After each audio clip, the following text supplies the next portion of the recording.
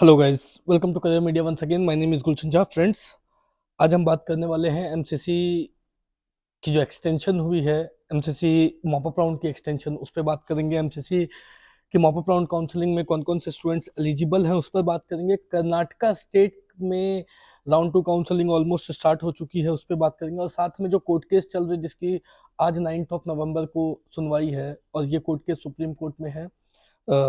MCC की mop up round counselling को ही लेकर के ये कोर्ट केस है जो स्टूडेंट्स ने की थी।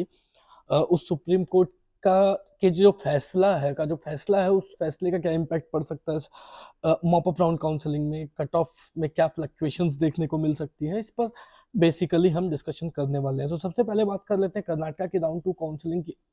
स्टार्ट हो चुकी है। स्टार्ट होने का मतलब है, जैसा मैंने आपको पहले बताया, कि एक काउंसलिंग में 4-5 स्टेप्स होते हैं। पहले रजिस्ट्रेशन होती है, फिर चॉइस फिलिंग होती है, और फिर उसके बाद फिर रिजल्ट आती है कि आपको कौन से कॉलेज में सीट मिलती है। और उसके बाद फिर जिस भी कॉलेज में आपको सीट मिलती है, जो भी सीट मिलती है, उस कॉलेज में जाकर के आपको एडमिशन प्रोसीजर को कंप्लीट करना होता है। इस कंप्लीट प्रोसेस को, कंप्लीट जो कंबाइन ऑफ स्टेप्स हैं, इसे काउंसलिंग की एक राउंड बोली जाती है, राइट। तो अभी जो कर्नाटका है, कर्नाटका में क्या है कि रजिस्ट्रेशन होने के बाद डॉक्यूमेंट वेरिफिकेशन कराए जाते हैं। लेकिन कर्नाटका में एक और रूल है कि राउंड टू काउंसलिंग में कर्नाटका न्यू रजिस्ट्रेशन ओपन नहीं करती, मतलब रजिस्ट्रेशन पोर्टल को दोबारा राउंड टू काउंसलिंग में ओपन नहीं करती है। कर्नाटका या तो राउंड वन काउंसलिंग में ओपन करती है, या तो फिर मॉप अप राउंड में काउंसलिंग में ओपन करती है। यही रूल कर्नाटका स्टेट काउंसलिंग की है। अलग अलग स्टेट की अलग अलग रूल होती है। सिमिलरली कर्नाटका स्टेट की ये रूल है कि या तो रजिस्ट्रेशन फर्स्ट राउंड में ओपन होगी, या तो रजिस्ट्रेशन फिर, अगर फर्स्ट राउंड में जिन स्टूडेंट्स ने नहीं किया, उनको फिर दोबारा से जो रजिस्ट्रेशन ओपन होगी वो थर्ड राउंड में, मतलब मॉप अप राउंड में ओपन होगी। सेकेंड राउंड में ओपन नहीं होती है। इसी वजह से अभी कर्नाटका के राउंड टू काउंसलिंग की डॉक्यूमेंट वेरिफिकेशन है। डॉक्यूमेंट वेरिफिकेशन के लिए फिजिकली स्टूडेंट्स को कर्नाटका में जो केईए की ऑफिस है मालेश्वरम में, वहाँ फिजिकली प्रेजेंट होना होता है, सारे डॉक्यूमेंट्स लेकर के, और वहाँ पे सबमिट करनी होती है। ये कर्नाटका के रूल है कि अगर आप कर्नाटका के राउंड टू काउंसलिंग अटेंड करना चाहते हो, तो आपको जो ऑफिस, जो वेन्यू दी गई है, केईए ऑफिस मालेश्वरम, वहाँ फिजिकली प्रेजेंट होना होगा with all the original documents. आपको सारे डॉक्यूमेंट्स वहाँ पे, आपके डॉक्यूमेंट्स वेरीफाई होंगे, आपको वहाँ पे सबमिट करनी होगी। उसके बाद आपको एक सिक्योरिटी की दी जाती है, एक स्लिप दी जाती है। वो एज अ प्रूफ भी आप कह सकते हो कि आपके डॉक्यूमेंट्स जो है वो वहाँ पे सबमिट है, राइट।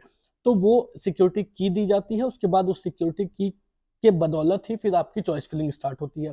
तो रिवाइज कट ऑफ इस बार हमने राउंड ये 2022 की काउंसलिंग में देखा कि स्टेट्स की राउंड टू काउंसलिंग से पहले ही आ गई। तो बाकी सभी स्टेट्स में तो जो रिवाइज कट ऑफ वाले स्टूडेंट है वो एलिजिबल हुए, उन्होंने अप्लाई किया राउंड टू काउंसलिंग में।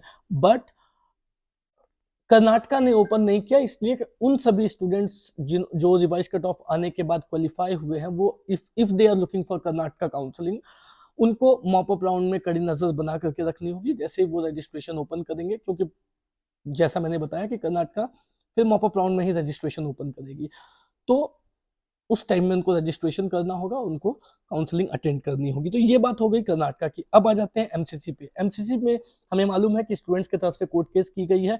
किस टॉपिक क्या है, क्या सब्जेक्ट क्या है, कि एमसीसी की mop up round counselling states की सेकेंड राउंड काउंसलिंग के साथ कंडक्ट नहीं हो सकती। अकॉर्डिंग टू रूल, एमसीसी की mop up round counselling states की राउंड टू काउंसलिंग के कंप्लीटली, पूरी तरीके से ओवर होने के बाद ही कंडक्ट होनी चाहिए। बट अभी इस साल जो सिनेरियो क्रिएट हुई, जो सिनेरियो बनी, वो क्या बन रही थी कि स्टेट्स की सेकेंड राउंड काउंसलिंग चल रही थी, कुछ कुछ स्टेट्स की सेकेंड राउंड काउंसलिंग चल रही थी, और साथ में एमसीसी की भी मॉपअप राउंड काउंसलिंग स्टार्ट हो गई थी। बट उसे देखते हुए स्टूडेंट्स ने कोर्ट केस किया।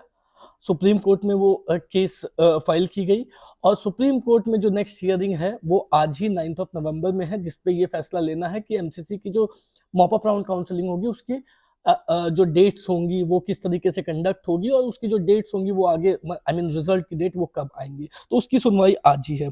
अब बेसिकली अगर हम देखें, तो जो कोर्ट केस हुई है मॉपअप, एक तो सबसे पहले ये बात जानना जरूरी है कि एमसीसी की मॉपअप राउंड काउंसलिंग की जो डेट है, उसको ऑलरेडी एमसीसी की तरफ से थोड़ा एक्सटेंड कर दिया गया है, लेकिन अभी भी उसमें रिजल्ट की डेट मेंशन नहीं की गई है, और एक्सटेंशन कब तक की है वो भी क्लियरली नहीं बताई गई है। सो ऑब्वियसली इन दोनों पॉइंट्स की डेट्स, रिजल्ट की जो लास्ट डेट होगी वो कब होने वाली है, ये सुप्रीम कोर्ट के जो सुप्रीम कोर्ट का जो ऑर्डर है, वो ऑर्डर आने के बाद इस पर क्लैरिफिकेशन मिलेगी कि ये जो है मॉपअप राउंड एमसीसी की वो कब कंडक्ट होगी। ऑब्वियसली जब रूल है सुप्रीम कोर्ट की ही कि स्टेट की राउंड 2 काउंसलिंग ओवर होने के बाद ही एमसीसी की मॉपअप राउंड काउंसलिंग कंडक्ट हो सकती है, तो जो भी स्टेट्स अभी बचे हुए हैं जिनकी भी राउंड 2 बची हुई है, उनकी लास्ट डेट ऑफ रिपोर्टिंग जो भी रहेगी, जो भी रहती है, उसके बाद ही अकॉर्डिंगली एमसीसी की रिजल्ट आनी चाहिए, जिससे कि सीट ब्लॉकिंग कम हो। ये सारी चीजें जो हो रही है ना, ये सीट ब्लॉकिंग को कम करने के लिए ही हो रही है। दूसरी बात क्या है कि एक क्वेश्चन स्टूडेंट्स के माइंड में चल रहा है कि क्या हमने अगर कहीं पे ज्वाइन कर लिया है राउंड 2 तक, तो हम मॉपअप में एलिजिबल हैं या नहीं है। बिल्कुल भी नहीं है। इन चीजों को ध्यान में रखते हुए ही सुप्रीम कोर्ट का भी फैसला आना है, जिस जिस वजह से मैं ये बता रहा हूं आपको कि जो स्टेट्स की राउंड 2 काउंसलिंग है वो कंप्लीटली ओवर होने के बाद ही एमसीसी की रिजल्ट आएगी, क्योंकि जब स्टेट्स की राउंड 2 काउंसलिंग तक स्टूडेंट्स वो चेक की जाती है। अकॉर्डिंग टू रूल क्या है कि अगर आपने स्टेट राउंड 2 काउंसलिंग तक एडमिशन ले लिया है, तो फिर आप मॉपअप राउंड काउंसलिंग में एलिजिबल नहीं होंगे। और ये एमसीसी को ये बात कैसे पता चलेगी कि कौन से स्टूडेंट एलिजिबल हैं और कौन से एलिजिबल नहीं है। वो सेकेंड राउंड काउंसलिंग स्टेट्स की होने के बाद पोर्टल पे अपडेट की जाती है कि इन सभी स्टूडेंट्स ने लिस्ट ऑफ एडमिटेड कैंडिडेट्स की लिस्ट जो है वो जारी की जाती है, और वो स्टेट्स को भी, सभी स्टेट्स को एमसीसी को सेंड की जाती है। तो एक बार जब सेकेंड राउंड काउंसलिंग ओवर होगी तो उसके बाद वो लिस्ट प्रिपेयर होगी, प्रिपेयर होकर के एमसीसी को भी भेजी जाएगी और बाकी सभी स्टेट्स को भी सेंड की जाती है कि ये जो स्टूडेंट्स है, ये जो लिस्ट ऑफ स्टूडेंट्स है, इन्होंने इस जगह पे एडमिशन ले लिया है। सो अब जो है ये स्टूडेंट्स आगे की किसी भी स्टेट की किसी भी बची हुई काउंसलिंग में या फिर एमसीसी की काउंसलिंग में एलिजिबल नहीं होंगे। इसी बेसिस पे एमसीसी भी वर्क करती है, और एमसीसी इसी बेसिस पे सुप्रीम कोर्ट को भी फैसला देना है कि स्टेट्स की राउंड 2 काउंसलिंग कंप्लीटली ओवर होगी, तभी जाकर के एमसीसी की राउंड 3 काउंसलिंग मतलब मॉपअप राउंड की रिजल्ट पब्लिश होनी चाहिए, क्योंकि अगर ऐसा नहीं होता है तो सीट ब्लॉकिंग डेफिनेटली होगी। सो इसी को लेकर के जो है वो स्टूडेंट्स ने कोर्ट केस भी किया हुआ है और इस सुप्रीम कोर्ट का फैसला भी आना है। अब इसके बाद अगर देखें तो मोटा मोटी 2-3 क्वेश्चंस अराइज होते हैं। जैसा मैंने बताया कि रिजल्ट कब आएगी, ऑब्वियसली सुप्रीम कोर्ट के फैसले के बाद पता चलेगा। अभी एमसीसी की काउंसलिंग में जब एक्सटेंशन एमसीसी ने दी हुई है, तो कुछ कुछ स्टूडेंट्स को एक प्रॉब्लम फेस करने को आ रही है कि उनकी जो चॉइस अनलॉकिंग है वो नहीं हो रही है। So don't worry about that, most probably आज एमसीसी उस प्रॉब्लम को सॉर्ट आउट कर देगी। बाय इवनिंग मुझे लगता है कि ये प्रॉब्लम सॉर्ट आउट हो जानी चाहिए। बाय इवनिंग भी नहीं, उससे पहले ही सॉर्ट आउट हो जानी चाहिए। उसके बाद जो चॉइस अनलॉकिंग है वो चॉइस अनलॉकिंग हो जाएगी आपकी। Then if you want to you want to do some changes in your choice filling, अगर आप कुछ चेंजेस करना चाहते हैं यू कैन डू, वो आप कर सकते हो चॉइस अनलॉकिंग होने के बाद। अभी भी कुछ स्टूडेंट्स हैं जिनकी चॉइस अनलॉकिंग नहीं हो रही है।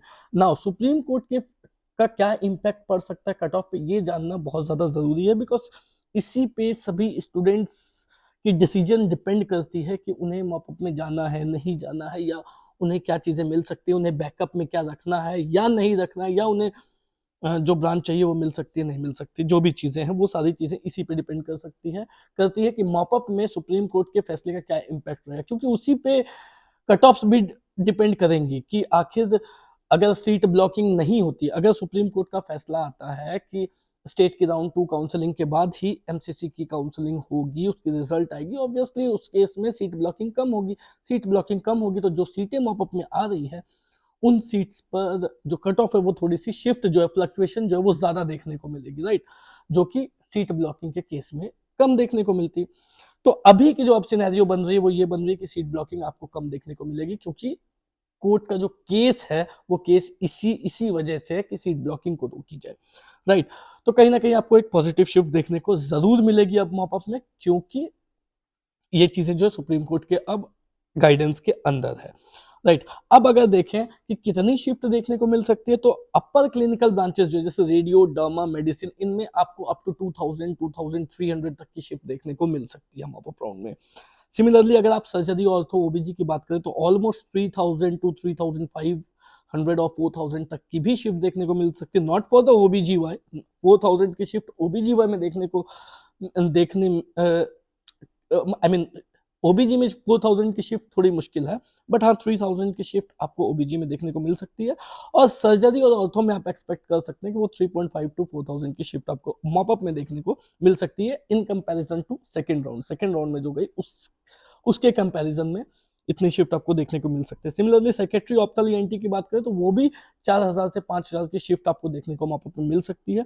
और एनेस्थीसिया की बात करें तो 6000 से 7000 डेफिनेटली शिफ्ट आपको देखने को मिल सकती है। इसके अलावा अगर आप देखेंगे ऑल इंडिया में तो जो कट ऑफ है वो पॉजिटिव जाएगी ही जाएगी, साथ में स्टेट्स की जो मॉपअप है उसमें भी पॉजिटिव जाने के पूरे पूरे चांसेस हैं। और इसमें जो स्टेट की ज्यादा शिफ्ट देखने को मिल सकती है वो है कर्नाटका, क्योंकि कर्नाटका ऑलरेडी पहले से डिले है और जो स्टूडेंट्स हैं वो ऑलरेडी कहीं ना कहीं जो है वो बहुत सारे स्टूडेंट्स हैं जो कर्नाटका को पहले टारगेट करके बैठे हुए थे, वो अब कहीं ना कहीं दूसरे स्टेट में एडमिशन ले चुके हैं, तो इनकी जो मॉपअप होगी वो और ज़्यादा डिले है अभी तो फिलहाल देख रहे हैं। तो कर्नाटका में जो 11,50,000 की फीस है प्राइवेट की, उनमें आपको अच्छी खासी शिफ्ट देखने को मिल सकती है। So this is all about this court case की सुनवाई जो है वो आज है 9th of November. Let's see what happen in court case supreme court, और जो भी अपडेट्स होंगे वो मैं आपको वीडियोस के थ्रू बताता रहूंगा।